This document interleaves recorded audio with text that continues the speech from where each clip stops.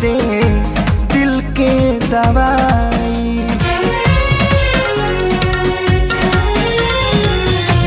दुनिया बनवला तू ही वाह रे खुदाई, काहे ना बनवला दर्द दिल के दवाई। सपना रहल अधूरा सोचल भइल न पूरा, गुजरीले दुख के दौर से बस ये तने कदाए राम जी दिल लगे नया बुके हुआ से। बस ये तने कदाए राम